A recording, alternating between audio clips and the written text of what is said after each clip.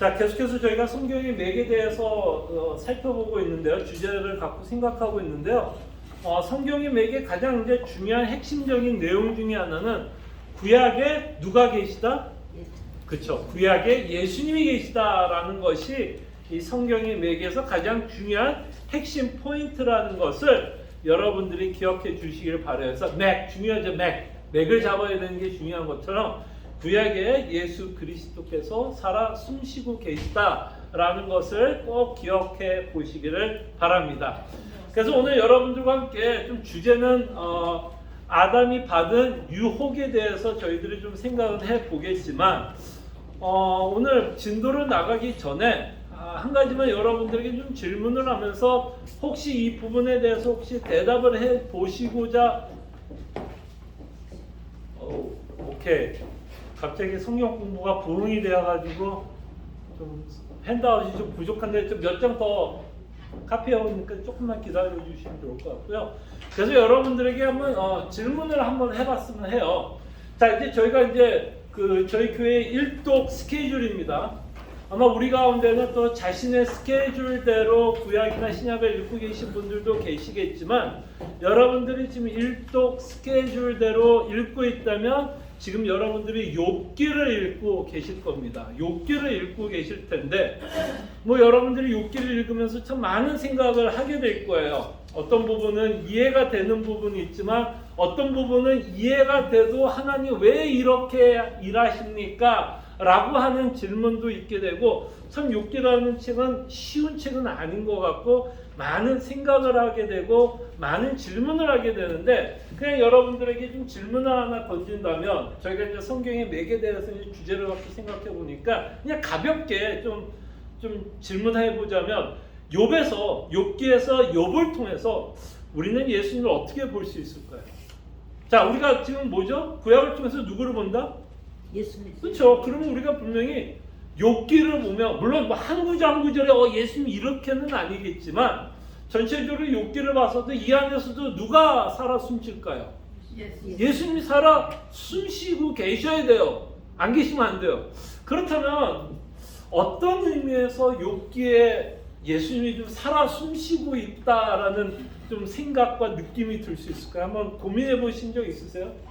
욥기에는 예수님은 어떻게 나타날까? 네? 이유 없이 고난받는. 그쵸. 예, 맞아요. 진짜 좋은 포인트예요. 정말 예수님이야말로 이유 있었어요, 없었어요? 자신의 죄가 아닌 누구의 죄로 인해서? 우리들의 죄로 인해서. 진짜 좋은 포인트인 것 같아요. 또 혹시 또 다른 좋은 포인트 있을 것 같아요? 이런 의미에서 욥에서 예수님이 또 살아 숨쉬겠구나. 이유 없이 고난을 받는다. 욥 스스로가 구속자가 살아계시다고. 네? 욥 스스로가 자기의 구속자가 살아계시다. 오케이, 구속자가 살아계시다. 그렇죠. 그런 걸 통해서 이 안에서 예수님이 숨쉬고 있다라는 것도 보게 됩니다. 또 어떤 분들 또 다른 분들 있을까요? 너무 좋아요. 또 욥기를 읽으면서 이런 부분에서는 우리가 좀 예수님을 좀 생각해 볼 수 있겠구나 하는 구절, 생각들 다 좋습니다. 한 분 정도만 더 쉐어해 주시고 없으면 그냥 저도 비슷한 내용으로 한 가지만 말씀드릴게요. 또 다른 분들. 제가 이 성경에서 욥기 1장을 읽으면서 이 부분이 예수님을 보여주고 있는 구절이 아닐까라는 생각을 해봤어요. 자, 8절에 보면 1장 8절 한번 볼까요?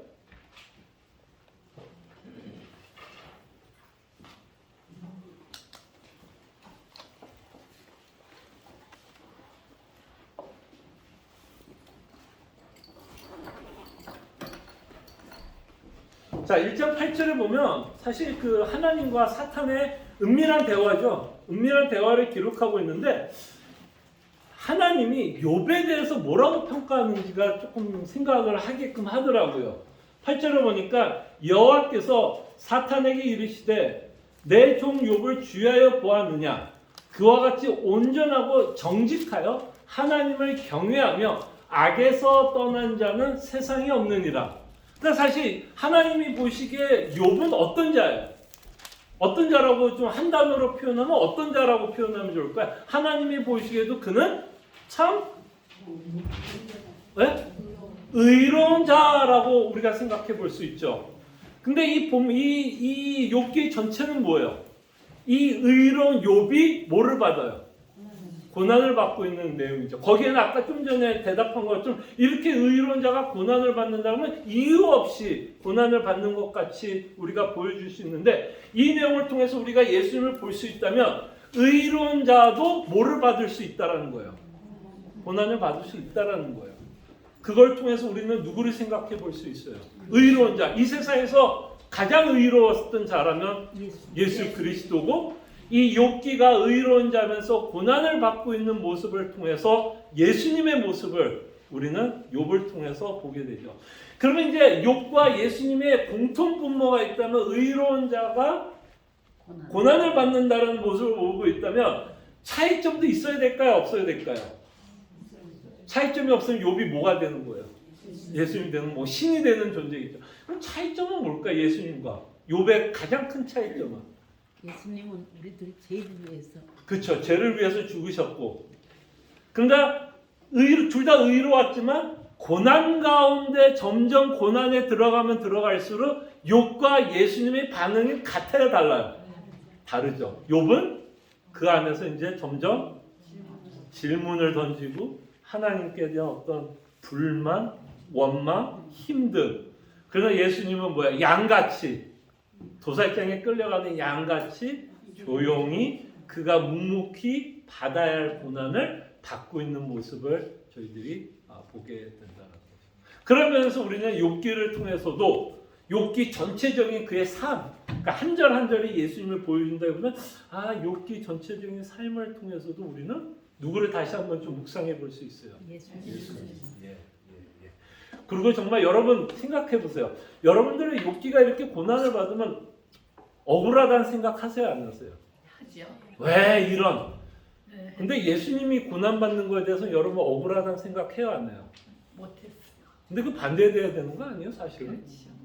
진짜 억울한 자는 누구예요? 예수님. 예수님이죠. 욥이 아니야. 근데 왜 우리는 욥이 더 하나님 어떻게 욥한테는 그럴 수 있고 예수님이 십자가에 죽는 건 우리가 뭐라고 생각해요? 굉장히 그냥 당연한 것처럼 당연히 예수님이 십자가에 죽어야지라고 생각하고 있다면 우리는 굉장히 예수님이 십자가에 죽은 사건보다 욥의 고난을 더 억울해하고 안타까워하고 있는 것 같아요.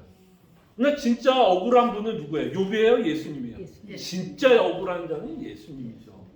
우리는 욥에 대해서 하나님에 대한 불평이 아니라 정말 불평을 하면 하나님 왜 예수님이 이렇게 고난 가운데 내버려 두셨냐라는 불평을 해야죠.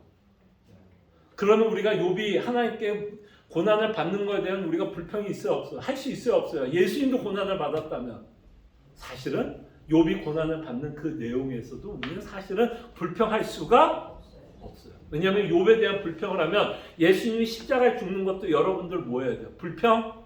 하셔야 돼요. 하셔야 돼요. 같은 논리니까. 그런 면에서 우리가 욥을 읽으면서도 맞다. 예수님에 대한 고민을 하게 되고 묵상하게 되고 그런 의미에서 우리가 욥을 읽어보면 더 풍성하게 그럼 맞는 것 같지 않아요? 정말? 정말 구약에 누가 살아 숨쉬어요? 정말 구약에는 예수님이 숨쉬는구나 라는 것을 우리가 이런 그 구약을 통해서 우리가 읽을 때 일독하면서 많은 것을 저희들이 생각해 보는 것 같아요. 그래서 여러분들이 읽으면서 이제 욥기 이제 뭐 중간에서 이제 후반부로 넘어갈 때도 한번 고민해 보시고 또 이제 앞으로 읽을 시편 뭐 여러 성경서 안에서 과연 이 안에서 예수님이 어떤 식으로 살아 숨쉬고 계신지를 한번 여러분들이 읽으면서도 끊임없이 한번 고민해 보시고 묵상하시고 또 기도하면서 하나님께 지혜를 구하시기를 바랍니다. 자, 이제 복습 또 하나 해볼게요. 복습 2번. 지난주에 우리가 이제 아담을 살펴보면서 하나님의 형상으로 지음을 받았다라고 했을 때 하나님의 형상으로 지음받은 인간의 모습을 어떻게 정리하면 좋을까요, 여러분? 하나님이 인간을 지었다라고 우리는 믿고 있을 때 모든 인간과 사람이 갖고 있는 가장 큰 차이가 뭘까요? 죄? 오케이. 또 하나님이 그러니까 요거는 지금 어떤 상태냐면 죄가 들어가지 않는 상태. 그러니까 아담이 죄를 짓기 전에 하나님의 형상으로 아담이 지음을 받았다면 인간이 갖고 있는 어떤 피조물, 그러니까 동물들과 피조물 모두와 비교해서 가장 뚜렷하게 대조가 되고 있는 인간의 모습은 뭘까요? 인간은 영원히 살 수 있다. 또 영원히 산다. 또 하나님의 현상대로 하나님의 성품을 닮아갈 수 있다. 또 현상대 하나님의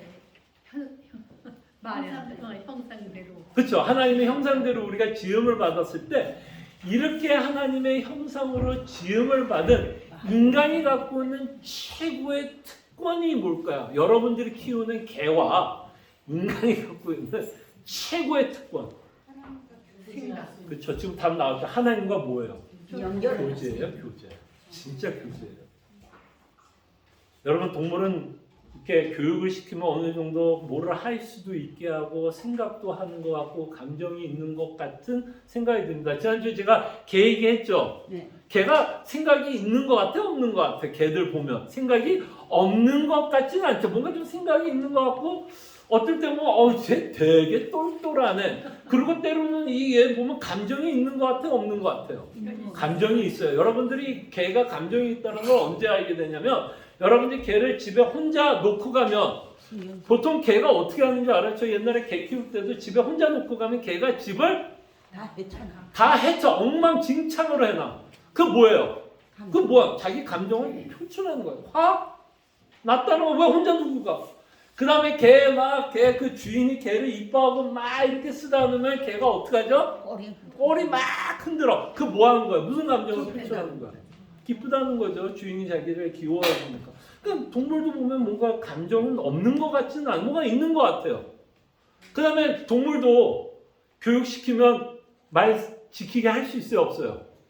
어느 정도까지는 뭐 똥개울내는 이라시죠. 막 시키면 뭐 어느 정도는 막 앉아서 뭐 갖고 와 그러면 뭐 쫄래쫄래 갖고 뭐 가져오는 것 같아요. 근데 인간과 동물의 가장 큰 차이는 이 개들이 뭐 동물이 아무리 지능이 좋고 뭔가 해도 이 동물은 뭘 못할까요? 하나님과 교제가 없어요.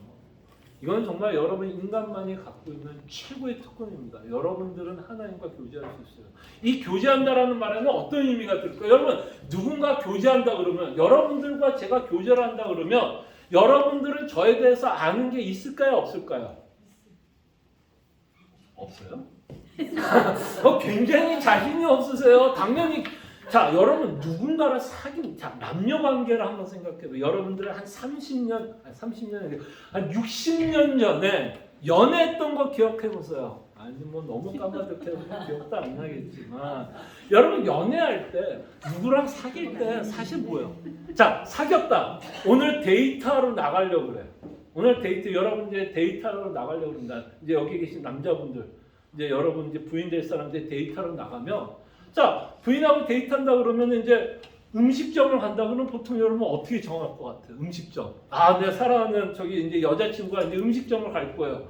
그러면은 어떻게 해요? 그 남자친구가 누가 좋아하는 거? 그럼 그 여자 좋아하는 데로 가. 그러면 그 여자에 대해서 뭐 하는 거예요? 알아가는 거 아니야. 저 여자는 김치찌개를 좋아해. 그러니까 나는 이 사람과 데이트하면 김치찌개를 먹으러 하려고 그래. 그러니까 교제한다라는 내용 안에는 그 상대를 뭐 할까요? 알아가는 거예요. 그래서 여러분들이 하나님과 사귄다 그러면 여러분 하나님을 알아요 몰라요? 하나님 여러분 뭘 어떻게 알죠? 누구를 어떤 식으로 알아? 하나님 누구예요? 너무 많이 알죠. 하나님은 사랑이시다. 여러분 하나님의 사랑이라는 걸 어떻게 알죠? 그렇죠. 예수 그리스도께서 십자가에 죽으신 그 사실로 사도 바울은 하나님의 사랑을 확증. 내 하나님, 내가 믿고 있는 하나님, 내가 교제하고 있는 하나님의 사랑의 하나님. 그리고 그 하나님은 여러분들과 교제를 하면서 여러분과 동고동락해야 하네요. 동고동락하면서 그를 알아가고 그를 알아간다라는 얘기는 이런 의미도 표현돼요. 그가 좋아하는 것을 하게 돼요. 아까 말한 것처럼 내 여자친구가 김치찌개를 좋아해요. 나는 근데 김치찌개 냄새 너무 싫어. 그래도 뭐예요? 가요 안 가요? 가요. 왜 가요? 좋아하는 거. 여자친구가 좋아하니까 가는 거예요. 그게 사실 여러분 그게 신앙생활 너무 어렵게 생각할 필요. 신앙생활이 뭐예요? 내가 살아가는 하나님의 뜻대로 살아가는 게 신앙생활이에요. 근데 대부분의 경우는 우리는 어떻게 해요? 여자친구는 김치찌개를 좋아하는데 난 돈가스를 좋아하니까 나는 어디 가요 보통? 야 따라와 어디 가요? 어느 집 가요? 김치찌개 가요? 돈가스 가요? 보통 어떻게 해요? 돈가스 집 가는 거예요. 이게 성경에서는 불순종한다고 얘기하는 거예요. 그러면 여러분 보통 이제 연애할 때 여자친구가 김치찌개 좋아하는데 남자친구가 돈가스 좋아해서 돈가스 집 가면 어떤 일이 벌어질까요? 보통 그러면 어떤 일이 벌어질까요? 회개예요? 화개? 화개애. 아 이제 뭐 한국말도 안 돼. 어쨌든 안 된 거 화기애애. 화기애애 아니면 갈등이 일어날까요? 갈등이 일어날까 화기애애. 갈등이 일어나. 그 신앙생활에 그게 하나님과 우리 관계. 우리는 끊임없이 뭐 하고 싶어? 내 뜻대로 난 돈가스 먹고 싶은 거야. 하나님 김치찌개 먹으라고 그러는데 난 싫어. 난 돈가스 먹을래. 그래 돈가스 먹어야 난 가장 기뻐. 뻗대는 사는데 그게 신앙생활이에요. 우리 지금 살아가고 있는 모습. 자, 그럴 때 이제 사탄이 들어와서 하나님의 형상이 깨진 건 뭘까요, 그러면? 여러분, 이제 우리가 지난주에 본 것처럼 깨졌어요. 깨진 게 뭘까요, 여러분? 더 이상 우리는 하나님에 대해서 관심이 없는 거예요. 없는 거예요. 관심이 없어요. 안 믿으려고 그래요? 그 관심이 없다는 말 가운데는 뭐냐면 하나님이 별로 매력적이지는 않아요. 더 이상. 이 말에는 또 어떤 말이 들어가냐면 하나님을 더 이상 사랑하지 않는 거예요. 사랑하지 않으니까 그에 대해서 전혀 관심이 없어. 김치찌개를 좋아하는지 된장찌개를 좋아하는지 스시를 좋아하는지 I don't care. 나는 내가 먹고 싶은 거 먹고 살 거야. 그러니까는 그렇게 되면 아까 남자 데이트에 무슨 일이 있어요? 갈등 있고 싸우는. 그러니까 계속 갈등 있어 싸우는 거예요. 근데 이제 회복이 뭘까요? 그러면 우리가 구원을 받았다라는 얘기를 하나님의 형상과 연결을 시키고 뭐야? 구원을 받았다라는 건 뭐예요? 하나님이 아담을 창조한 상태로 우리를 다시 회복하는 게 구원이에요. 어렵지 않죠? 성경의 구원을 설명하는 여러 의미가 있지만 하나님의 형상과 연결을 시켜서 우리의 구원을 설명할 때 뭐예요? 다시 하나님을 뭐하게 된 상태라고 말할 수 있을까요? 이제 다시 하나님을 사랑할 수 있는 상태가 된 거예요. 그래서 하나님을 사랑하기 때문에 하나님이 김치찌개 먹으라고 그러면 나는 뭐 하려고 그래? 난 돈가스가 먹고 싶은데도 알겠습니다. 김치찌개 먹을게요. 그러니까 오늘 같은 말씀도 여러분 모르겠어요. 여러분들 얼마나 말씀에 여러분들의 마음에 책망이 있고 도전이 되는지 모르지만 우리의 끊임없는 욕심은 결국 뭐예요? 여러분과 저는 분명히 예수가 귀하다고 고백을 합니다. 여기 가운데 예수가 안 귀하다고 고백하지 않는 사람 있어요? 없어요? 다 귀하다고 고백해요. 근데 우리의 진짜 문제는 뭐냐면 예수님이 안 귀하다는 얘기가 아니에요. 근데 문제는 뭐예요? 더 귀한 게 있어요. 더 귀한 게 있어요. 나를 더 기쁘게 하는 게 있다라는 거예요. 그게 우리의 욕심과 연결이 돼요. 그럴 때 예수님보다 더 귀한 게 뭘까요? 여러분 인생을 살면서 예수님보다 더 귀한 게 뭘까요? 여러분들이 정말 예수님 외에 기쁘게 하는 것들이 다 여러분들이 예수님보다 더 기쁜 거일 수도 있죠. 그 중에 가장 우리를 슬프게 하면서도 기쁘게 하는 것 중에 하나가 뭘까요? 나는 이게 솔직하게 나왔으면 좋겠는데 이게 나만 그런가? 이 미국의 자본주의에 살면서 자본주의에 살면서 이 고백이 이렇게 오래 걸린단 말이에요. 자녀들이죠. 그쵸. 지금 솔직하게 자녀 나왔고 또 뒤에서 제가 손동작은 봤어요. 땅만은 못 봤지만 손동작은 봤어요. 돈을 더 줘. 근데 솔직하게 자본주의 나라에 살면서 돈에 욕심이 없다? 나는 이건 진짜 거짓말이라고 봐요. 성경이 틀렸던가? 우리의 욕심은 어떻게 돈이 없을 수가 없어요. 그 돈에 의해서 여러분 이민 생활하면서 가장 힘들 때가 결국 뭐하고 맨날 연관돼요. 돈하고 연관 안 됐어요? 안 된 적이 있었어요? 여러분들의 기쁨과 행복이 이민 생활하면서 안 되는 적이 있었나요? 없지. 그다음에 이제 두 번째가 뭐예요? 지금 나온 것처럼 자녀. 여러분 나는 욥기를 읽으면서 가장 힘들었던 부분이 1장이에요. 여러분들이 욥기를 읽으면서 가장 힘든 부분이 1장 아니에요? 정말 우리 가운데 정말 여러분들의 자녀들 하나님과 사탄이 은밀하게 뒤에서 꿍짝꿍짝해서 다 뺏어간다고 생각하면 저는 그 즉시 하나님께 원망했을 거예요. 그 즉시 10초도 안 걸렸을 거예요. 정말 욥기는 그래도 좀 대단했나 봐요. 뒤로 가면서 마음이 변했죠.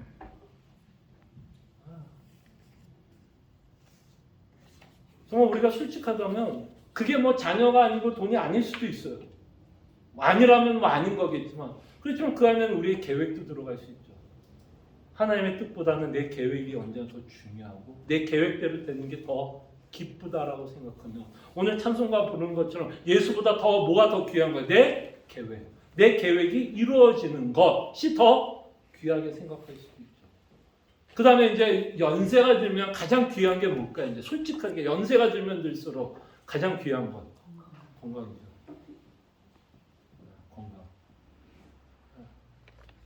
건강 귀하죠. 근데 우리의 몸이 후퇴할 때마다 여러분 어떠세요? 마음 막 찬양이 나와요? 주여 감사합니다. 아니잖아요. 어쩌면 우리는 덜 아프고 덜 고생하고 덜 하니까 우리가 이런 고민을 안 할 수 있지만 정말 우리가 욥이라면 우리가 욥 같은 인생을 산다면 정말 그 가운데서도 정말 예수님보다 더 귀한 것이 없다라고 우리가 고백할 수 있을지. 정말 우리에게는 끊임없이 말씀이 아까 제가 설교를 한 것처럼 말씀이 어떻게 작용이야? 날쌘 검처럼 후배 파요. 정말 나는 이 질문에 나는 정직하게 답을 할 수 있을까? 라는 솔직한 저의 모습을 보게 됩니다. 어쨌든 하나님의 형상으로 지음 이제 구원을 받아 하나님을 알게 되고 사랑하게 되고 그 사랑으로 말미암아 우리가 오늘 찬송가를 부르는 것처럼 하나님의 사랑을 더욱 뭐하고 싶어요? 하나님의 사랑 더욱 사랑하고 알아가고 싶죠. 알아가고 싶죠. 그리고 그를 예배하기를 원하고 그에게 찬송과 영광을 돌리면서 살아가려고 합니다. 그래서 지난주에 우리가 하나님의 형상에 대해서 살펴봤고요. 오늘은 사탄의 유혹에 대해서 살펴볼게요. 자, 이미 여러분들과 저는 스토리를 알아서 뭐 이 내용보다는 좀 적용점에 저희는 조금 더 신중하게 좀 생각을 해보겠습니다. 자, 아담 스토리는 왜 중요해요? 아담이 중요한 이유가 뭘까요, 여러분? 아담이 중요한 게 뭐예요? 예수님의 모방을 하기 때문에, 예수님을 모방하기 때문에. 오실자의 모형. 잠깐만, 갑자기 5장 12절 잠깐만요. 이 단어가 갑자기 생각이 안 나요. 오실자의 표상이라는 단어를 쓰죠. 형상. 잠깐만요. 14절에 보면 죄송합니다. 모형이 맞네요. 예, 오실자의 모형. 그러니까 아담을 보면 누가 보여야 돼요? 예수님이 보여야 돼요. 그러니까 그렇다면 아담이 당하는 모든 일은 사실은 누구도 당할까요? 예수님도 당하게 돼요.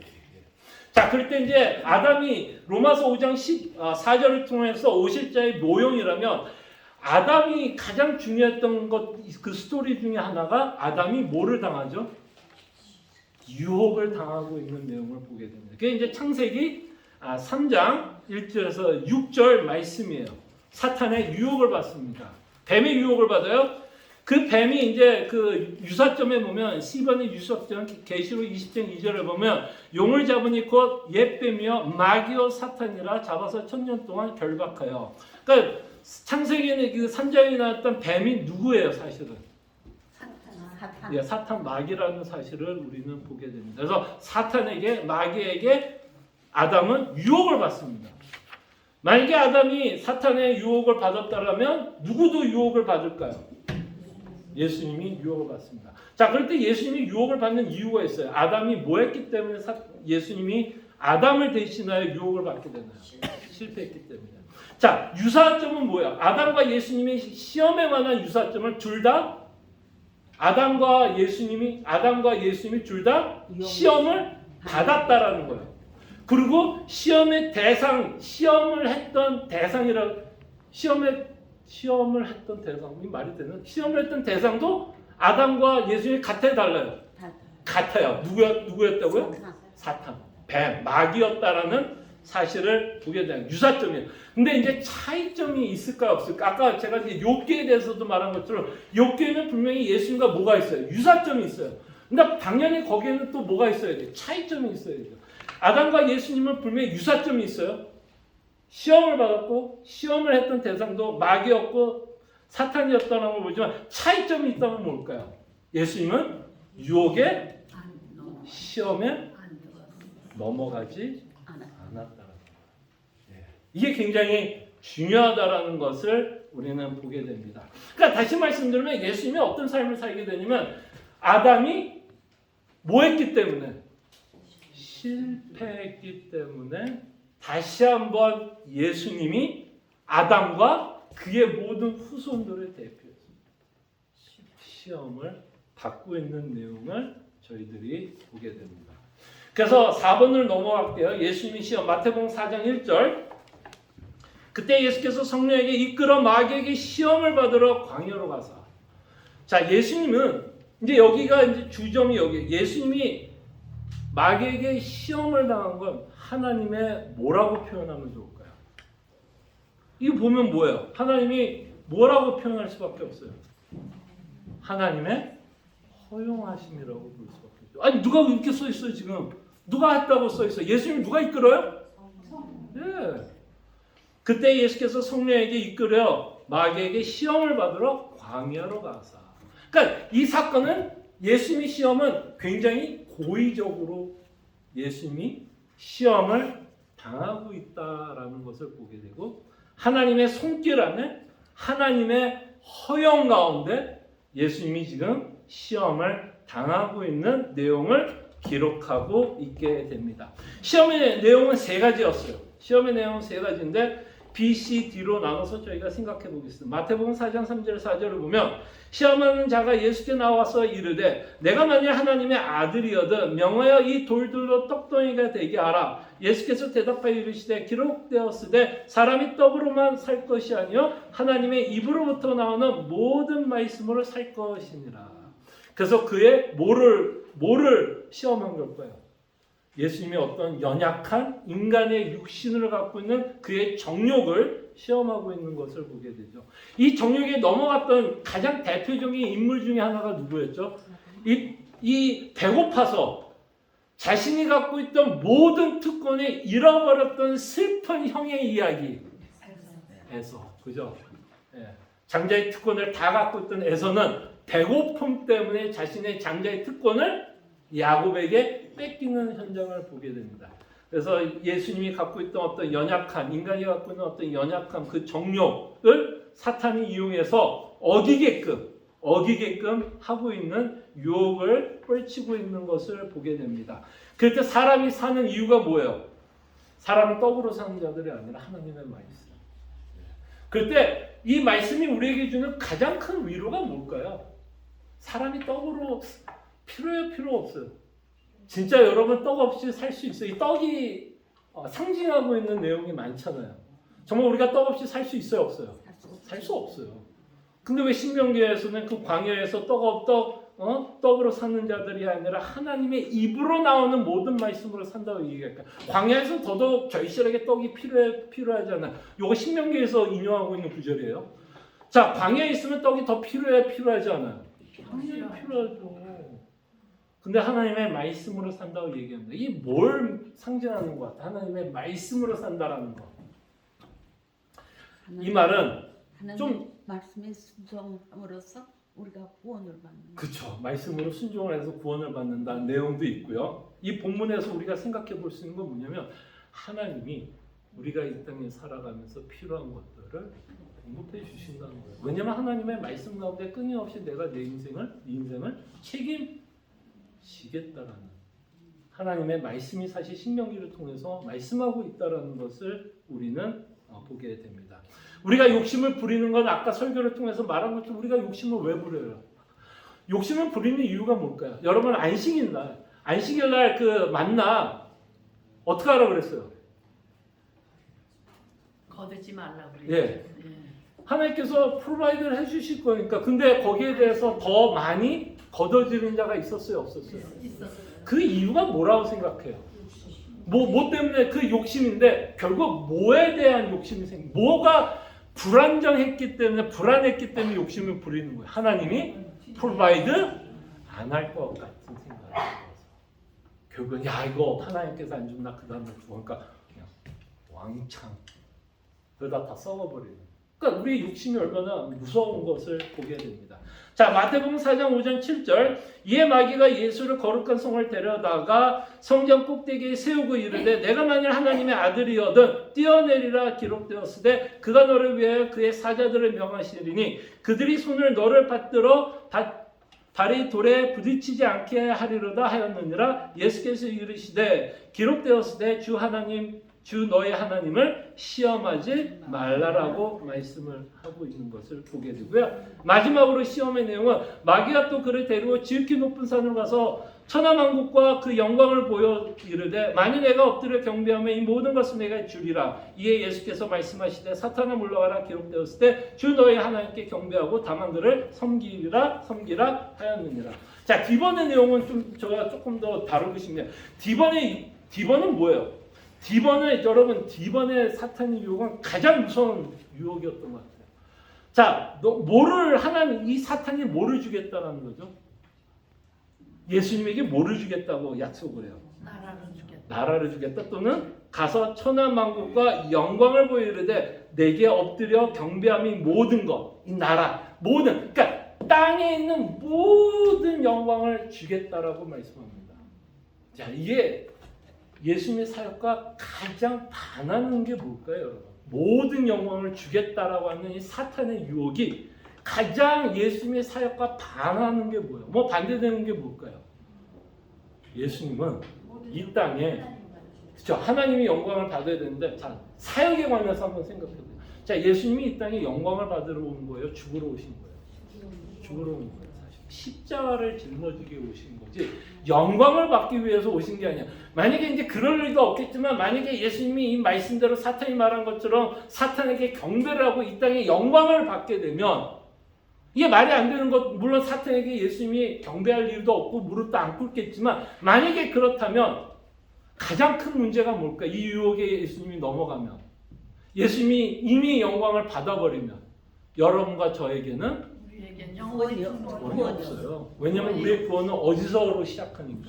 십자가. 영광이 아니에요. 고난으로 시작하기 때문에. 죽음으로 시작하기 때문에. 그러니까 이 영광을 받는 순간 여러분과 저에게는 구원이 없어요. 그렇기 때문에 예수님은 이 유혹을 뿌리치고 하나님이 요구하는 삶을 이 땅에 살아내야 한다는 것을 우리는 생각하게 됩니다. 자, 그럴 때 우리가 이 말씀을 가지고 저희들이 좀 생각해 보고 싶은 거는 이 내용에 대해서 좀 생각해 보고 싶고요. 자, 아담은 시험을 받았어요? 실패했어요? 안 실패했어요? 자, 예수님이 시험 받았어요? 성공했어요? 성공하지 않았어요? 성공했어요. 자, 근데 이제 여기서 우리가 그리스도와 뭐한 삶을 살아가냐면 이제 연합된 삶을 살아갑니다. 자, 그렇다면 여러분과 저도 사실은 이 땅에 살아가면서 어떤 일들이 계속 벌어질 것 같아요? 어떤 일? 지금 말씀한 것처럼 끊임없는 유혹을 받으면서 살아가게 된다는 거예요. 아담이 유혹을 받은 것처럼 예수님이 유혹을 받은 것처럼 우리가 그리스도 안에 있을 때 우리도 유혹을 시험을 받는 상황 가운데서 끊임없이 우리도 그 시험에 노출되어 살아가게 됩니다. 그래서 예수님이 제자들에게 이렇게 말씀을 합니다. 이거는 기록하지는 않은데요. 마태복음 26장 40절 41절을 볼게요. 이거는 성경을 한번 펴봅시다. 마태복음 26 40절에서 41절. 40절 41절. 예. 있어요? 한줄 와서? 예. 요거 먼저 볼게요. 마태복음 20장 40절에서 41절. 자, 이 스토리는 가장 유명한 스토리 중에 하나인데 예수님이 제자 몇을 데리고 어디로 올라가냐면 골고다 언덕으로 올라갑니다. 골고다 언덕에 올라가서 그쵸, 골고다 언덕 맞죠? 거기서 뭘 하셨죠?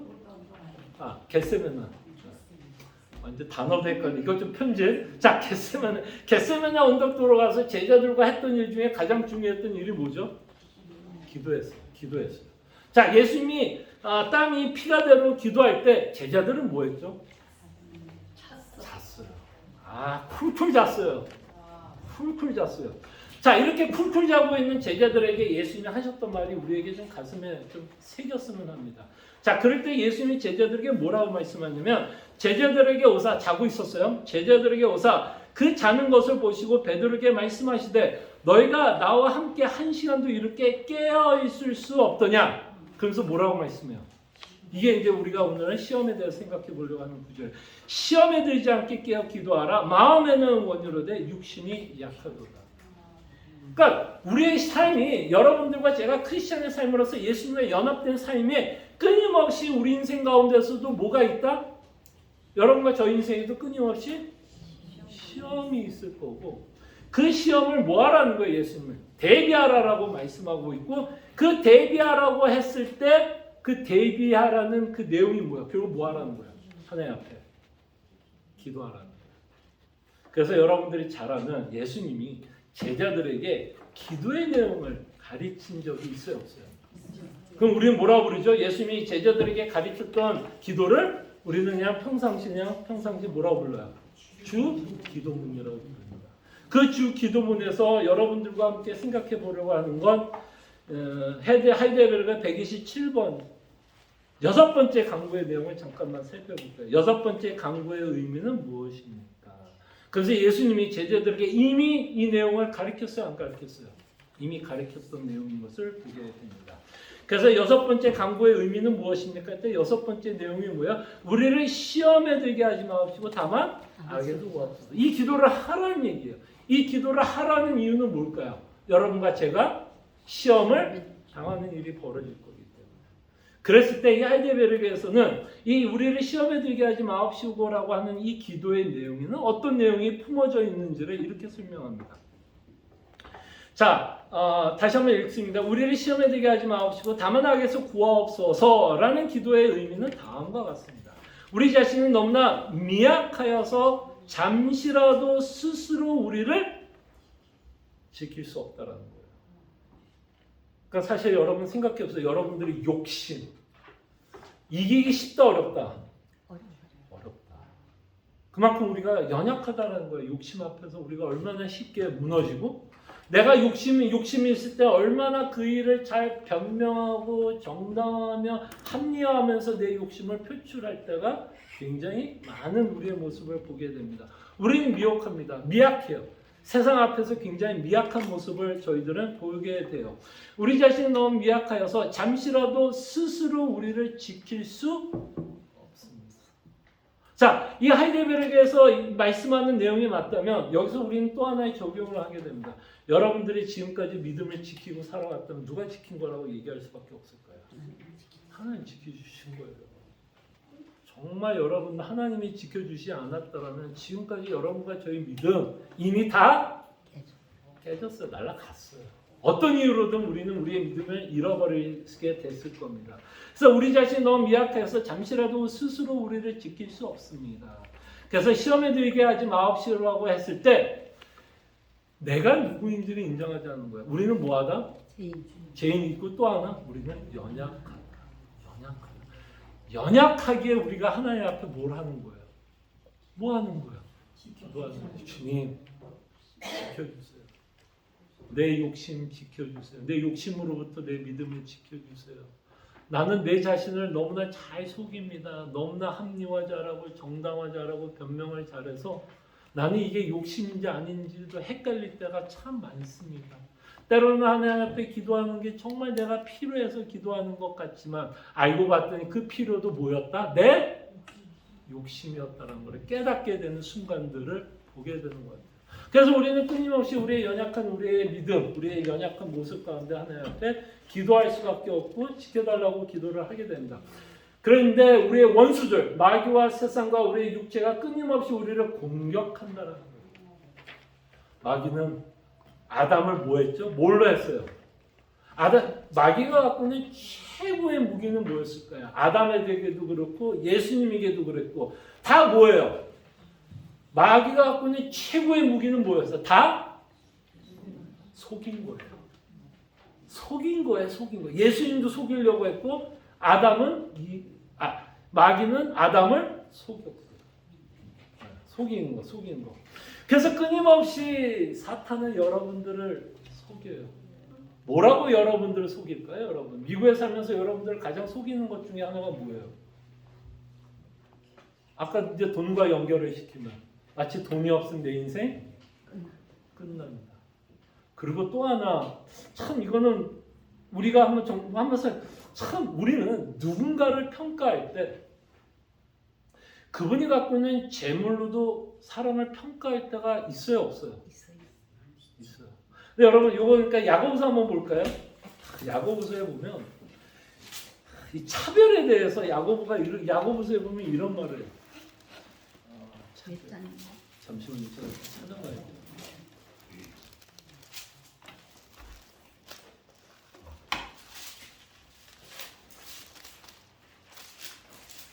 야고보서 2장일 것 같아요. 자, 2장 보세요. 자, 이거 여러분 공감하는지 한번 보세요. 2장 1절부터 2절 한번 볼까요? 3절까지 볼까요? 내 형제들아 영광의 주 곧 우리 주 예수 그리스도에 대한 믿음을 너희가 가졌으나 사람을 차별하여 대하지 말라. 차별하지 말래요. 근데 2절에 보니까 이런 일이 실질적으로 1세기에도 있었나 봐요. 만일 너희 회당에 금가락지를 끼고 아름다운 옷을 입은 사람이 들어오고 또 남루한 옷을 입은 가난한 사람이 들어올 때에 너희가 아름다운 옷을 입은 자를 눈여겨보고 말하되 여기 좋은 자리에 앉으소서 하고 또 가난한 자에게 말하되 너는 거기 있던지 내 발등상 아래 앉으라 하며. 웃으시는 분들은 이 말씀에 뭐하기 때문에 공감하기 때문에 웃을 거라고 생각해요. 그러니까 이 구절을 통해서 인간은 뭐 하는 거예요, 사실? 그가 갖고 있는 재물로 그 사람 평가한다, 평가하지 않는다. 평가하고 이 일이 어디에서도 벌어진다고 얘기하는 거예요. 사실 야고보가 누구한테 쓰는 거죠? 믿는 자, 안 믿는 자. 믿는 자에게 쓰는 거예요. 그러니까 믿는 자가 또 이렇게 산다, 안 산다? 산다라는 얘기야. 이 말은 뭐냐면 여기에는 뼈저라는 얘기가 뭐가 있냐면 여전히 믿는 자에게도 가치관이 어떤 가치관을 갖고 살아간다는 거예요. 재물의 가치관을 갖고 살아간다는 거예요. 재물이 최고라고 생각하는 거야. 그러니까 돈 많은 사람 쫙 오면 그러니까 마치 이런 거죠. 우리 교회에 무슨 벤츠 500이 쫙 들어오면 뭐야? 한 번도 못 봤던 벤츠 500이 들어오네? 라고 이렇게 한번 쳐다본다던가. 근데 뭐 좀 후진차가 뭐가 있을까요? 제 차로 얘기할게. 현대 엘렌트라가 들어온다. 그럼 뭐 누가 들어온다 무슨 무슨 말인지 알겠지? 그러니까 뭔가 이렇게 한 번 더 보게 된다라는 거. 근데 그게 한 번 보는 게 그게 뭐가 큰 문제라고 하지만 이 본문이 우리에게 도전 주는 거 왜 보냐 이거야.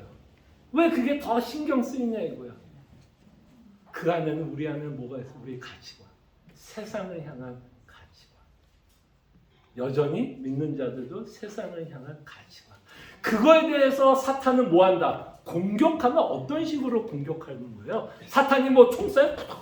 이렇게 어떤 식으로 공격하는 거예요? 사탄은 끊임없이 여러분을 속이는 거예요. 뭐가 더 중요하다고? 벤츠 500이 더 중요하다고. 이런 식으로 끊임없이 여러분들 뭐 하는 거예요? 속이는 거예요. 마치 벤츠를 타면 저 사람 굉장한 사람인 것 같고. 현대엘렌트라 저기 하나 세워져 있어요. 현대엘렌트라 여기 아무도 없죠. 현대엘렌트라 다른 분들은 저를 뭐라고 그렇다면 그러니까 우리도 알게 모르게 사람을 평가할 때 뭘로 평가해요? 스펙. 우리 이민 역사도 그걸로 많이 평가하잖아요. 사람들 평가해요. 그때 마귀는 끊임없이 우리를 그렇게 평가하게끔 해요. 계속 속여요. 우리가 갖고 있는 세상 가치관을 가지고 다른 사람들 평가해요. 자, 이제 거꾸로 얘기하면 그러면 이제 이민 생활하다 보면 이제 잘 살 때도 있지만 못 살 때가 있어요, 없어요? 그러면 우리 또 좀 예수 믿는데도요. 좀 재물이 떨어지면 뭐라고 생각해요? 재물이 좀 떨어졌어. 남들하고 비교하니까 나는 돈 많이 못 번 것 같아. 그러면 스스로 어떤 생각해요? 스스로 어떤 생각해요? 자괴감에 빠져요, 안 빠져요? 빠지죠. 왜 빠져요? 왜 빠져요? 그게 왜 빠지는 것 같아요? 그게 가치관 때문에 빠지는 거예요. 나는 뭐가 더 중요하게 생각하니까. 재물이 중요하게 생각하니까 그 재물이 빠져나가니까 내 정체성도 뭐하는 함께 빠져나가는 거야. 그러다 보니까 나는 불쌍해. 저 사람하고 비교하면 왜 나는 이렇게밖에 못 살지? 그게 다 그렇게 생각하는 게 뭐예요? 다 내가 갖고 있는 가치관. 근데 사탄은 무섭도록 그 가치관을 여러분들 속여요. 그래서 남들이 잘 사는 거에 대한 부러움도 주지만 내가 못 사는 거에 대해서 나를 어떻게 속여요? 사탄은 굉장히 초라하고 불쌍하게 생각하도록, 초라하고 불쌍하게 생각하도록 사탄은 끊임없이 우리 자신을 속입니다. 그때 가장 불쌍한 사람은 누군지 아세요? 예수 안 믿는 사람이 가장 불쌍한 사람이에요. 예수 믿으면 어떤 상황에서도 가장 복된 자라는 것을 기억해 주시기를 바랍니다. 자, 계속해서 읽습니다. 그러므로 주님께서 성령의 능력으로 우리를 붙드시고 강하게 하셔서 이 삶의 영적 투쟁에서 쓰러지지 않고 우리가 최후의 완전한 승리를 거둘 때까지 굳건하게 원수를 대적하게 하옵소서. 이 기도가 여전히 우리에게 필요한 기도예요, 기도가 아니에요. 정말 여러분들이 신앙생활하면 정말 우리에게 필요한 기도는 이 기도가 아닐까 싶어요. 정말 살다 보면 시험들이 너무 많아요. 그럴 때 우리의 믿음이 흔들리지 않도록, 그리고 사탄이 아담을 속이려고 했던 것처럼, 예수님을 속이려고 했던 것처럼 우리도 끊임없이 우리를 속이려고 하는 이 사탄에부터 우리가 막기 위해서는 예수님이 우리에게 가르쳐 주신 이 기도의 제목과 하이델베르크에서 설명하고 있는 이 내용을 끊임없이 우리는 뭐 해야 될까요? 기도하시면서 여러분들의 믿음을 지켜 나가시기를 바랍니다. 자, 우리 이 시간 하나님께 기도하죠. 우리 기도에 대해서 했는데 기도 안 하고 가는 것도 말이 안 되잖아요. 정말 이 하이델베르크에서 나온 것처럼 정말 시험에 들지 않도록 내 믿음을 하나님께서 지켜달라고, 내 가치관이 끊임없이 하나님이 귀하게 여기는 것을 끊임없이 가치 있게 여기면서 살아갈 수 있도록 마귀의 간계의 속임수에 속지 않도록 우리가 이 시간 하나님께 기도하면서 제가 기도하고 마치도록 하겠습니다. 기도하죠. 사랑하는 불쌍하신 주님, 이 시간 우리가 기도합니다. 주여, 정말 우리 시험 받습니다. 끊임없이 마귀는 우리를 속이려고 합니다. 우리를 불쌍하게 생각하게 하고 우리를 초라하게 생각하게 하려고 합니다. 그리고 또 우리가 가진 것으로 우리를 자랑하게 만들고 교만하게 하려고 사탄은 끊임없이 우리의 가치관을 갖고 장난질합니다. 주님, 정말 우리의 믿음을 지켜주시옵소서. 우리의 연약한 믿음을 지켜주시옵소서. 예수 그리스도의 복음만을 붙잡고 나가는 하나님의 백성들 되게 하여 주시옵소서. 예수님이 우리에게 가르쳐준 것처럼 시험에 들지 않도록 깨어 기도하라고 하는 이 기도의 제목을 갖고 우리가 살아가게 하여 주시옵소서. 우리가 너무 순수하게 신앙생활을 하도록 주님 도와주시고 끊임없이 우리가 사탄으로부터 공격을 받고 있다는 것 잊지 않게 하여 주시사 믿음의 싸움, 정말 영적 전쟁을 매일매일 하면서 살아갈 수 있도록 아버지 하나님 도와여 주시기를 원합니다. 참으로 고마우신 하나님, 참으로 우리가 성도로 살아가는 삶, 기쁨도 있고 즐거움도 있고 만족도 있지만 여전히 우리가 예수 그리스도 안에 있기 때문에 사탄은 끊임없이 우리를 흔들어 제끼려고 합니다. 우리가 마땅히 누려야 할 기쁨과 만족을 앗아가려고 합니다. 우리를 끊임없이 속이려고 하고 우리를 끊임없이 시험에 들게 하여 정말 내가 갖고 있는 가치관에 속이며 살아가게 합니다. 주님 도와주시기를 원합니다. 참으로 우리가 예수 그리스도를 믿는 것이 세상에 줄 수 있는 어떤 것보다 가장 가치 있는 것이요 복이라는 것을 잊지 않고 살아갈 때에 정말 하늘의 신령한 복을 믿기에 그 안에서 세상에 줄 수 없는 참된 위로와 기쁨을 맛보며 살아갈 수 있도록 아버지 도와여 주시옵소서. 우리는 끊임없이 영적 전쟁을 하고 있다는 것 잊지 않게 하여 주시옵소서. 마귀는 끊임없이 우리를 속이려고 하고 우리의 속고 있는 모습을 보게 됩니다. 아버지께 기도할 때 정말 내가 어떤 부분에 대해서 속고 있는지 정말 그것들을 분별하면서 살아갈 수 있도록 주님 은혜를 베풀어 주시옵소서.